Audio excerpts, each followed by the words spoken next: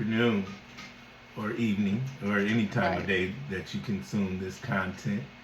Today we are here with Danielle. Oh, excuse me, Miss D. It's fine. Okay. It's Danielle. It's not all my name. It's not everything, so All it's right. fine.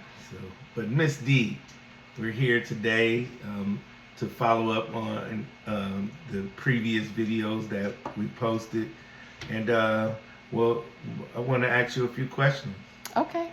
Okay. Well, the first question is, how do you interpret the symbols or messaging you receive during a reading, and how do they guide your insights? So, for instance, with me, this is gonna be funny to some people, but I really didn't start channeling information until I started consuming marijuana. Oh wow. The cannabis. Yes, and so just imagine I'm gonna be 50 in December, and I just started smoking. I think when I was 47, and the real channeling didn't start until I was in a safe place, because you cannot be in any kind of dysfunction or danger. Any kind of danger or dysfunction, that it doesn't go together. You have to really kind of be centered and have peace in your life in order to read. And so for me, it's a very minute amount of marijuana, but as soon as I feel the buzz and either touch you or just hear some words that you've said already, and that for me is what I read, is either the words or your face, depending. Awesome. That's great. All right. So the next question, and marijuana, cannabis is a lovely thing. Yes, it is. Can you explain the role of intuition in your readings, and how do you differentiate your spiritual guidance? I love that. Wow. Okay.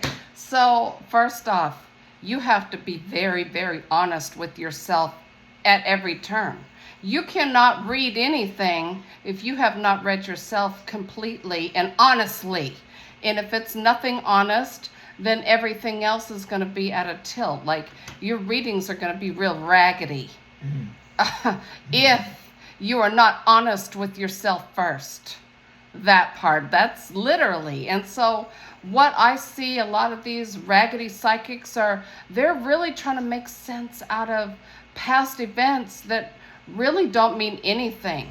Like, make sense out of this shit. Like, tell people the last real good psychic we had was Harriet Tubman. That's what we need to know. How else could she have done something like that flawlessly? Right. Hello? With no phones, no nothing, no communication, but notes passed here and there. That's a real psychic for you, and nobody's really unpacking that. And then, if we're on that subject, thank you very much. Sophia Stewart.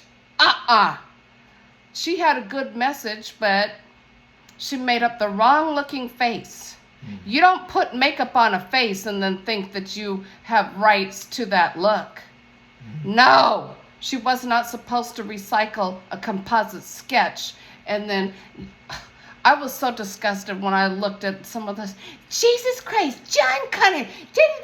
She was trying to draw conclusions around a Bible that was only good for the zeitgeist of its time. We're in 2000s. The Bible apparently was written a couple of thousand years ago, and the letter J, that's brand new, but yet and still we got people who will, die over the name Jesus. They'll die over a composite sketch that was not even based on the Bible. So, no, why are you drawing conclusions to some made up shit like you're so smart? The only thing she got right was me. Oracle, that's the only thing she got right. Wow. If she wants a real story, I can give her that. She's supposed to, let me tell you about lies. Because this is what happened. Lies have to do strange things just to stay alive. Has to do strange things just to stay alive. It starts off as one thing and turns into another. Now you can't make hide nor tail or any sense out of what happened as a lie. So just imagine. You started that story off on a lie. She thought she was so smart. It was literally like being a termite yourself, hopping on long wooden stilts and then walking on the very people that you're say you want to help. No, that's really not what happened, ma'am. You're not helping us. You made that demographic look good, and now the brothers bought it from you, but you can't buy it back from the siblings. That's what strange things happen when you don't start off, when your story does not persevere. That part. That's an excellent question, and I know I digress, but that leads me to my next question. How do you view the balance between fate and free will, and what can people do to align with their highest path? Oh my God, I love it. Okay, that's why there are different psychics for different things. If you're asking me about your life, I'm never going to make a prediction. I would never, me personally, I'm not a safety psychic. They see things that are about to happen. That's to keep you safe. I'm a diviner, oracle, channeler. That means that I know how to make sense out of what I see based on the truth. So for instance, if somebody asked me about their future, I can only ask them a question back. How much are you investing? We all get to determine our experience here. That's the freedom, determining an experience. Now, there are certain challenges that if that kind of psychic can pull your chart, then they'll be able to say, oh, okay, this, that, and the third. I have clearance enough to tell you this much. That's how it goes. They have clearance. It's the clearance. And that's based on how much truth you tell about yourself.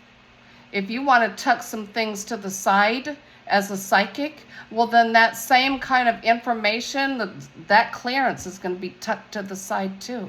And that's why us, the real, like we are called indigenous here, indigenous Moors. We need to get off of that black shit.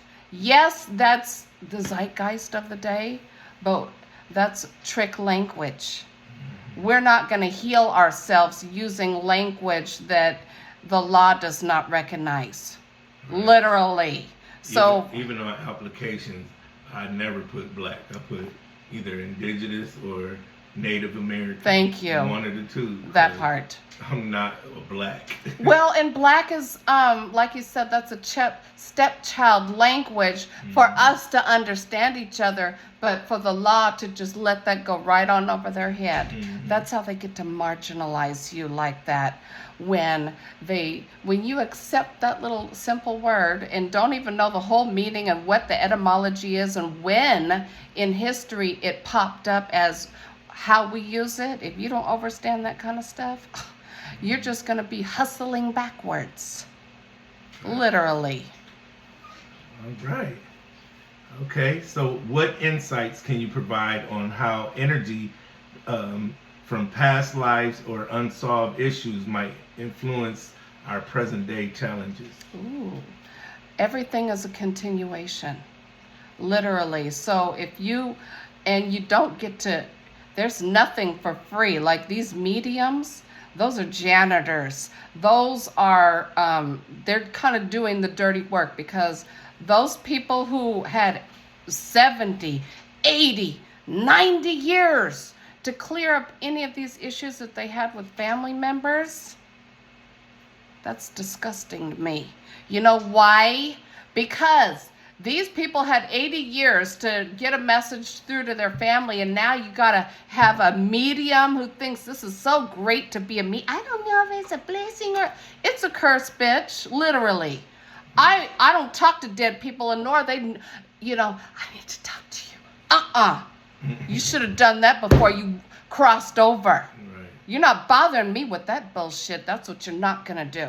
So, yeah, it's a clearance. Like, for instance, there are people who are remote viewers, and they can't see, quote unquote, people with curly hair. You know why? They think it's a curly hair. It's a clearance. That's, the only thing that's different between me and them is they have curly hair. That's why I can't read them. No. You have to have clearance. That's why rapping is not a culture. It's clearance. It's access. I've said it in my TikTok. I'm Danielle Yaden and Purring Kitten, same thing. On my TikTok, I said, raggedy roaches don't get to read for kings and queens. Literally. You don't have the history or the connection it takes to use the language that these people are due and honored. You have to honor these people you read. And if you don't have the clearance, it's going to come out real raggedy. Why? If the universe is serving anything, that's always top shelf. Everything is top shelf. The universe doesn't even want to see you cry, let alone faint in your flesh. They don't even want it. That's why your out-of-body experiences are out of your body beat, so you can observe with nothing but class, grace, and composure. Your whole life, that was a whole roller coaster to begin with. Yeah. Why should you have to relive all the ups and... No, we're going to keep it classy and cute, and you're going to observe this with all the composure and dignity that we wanted you to have to begin with. That part. So while we're on that, let me unpack what deja vus are.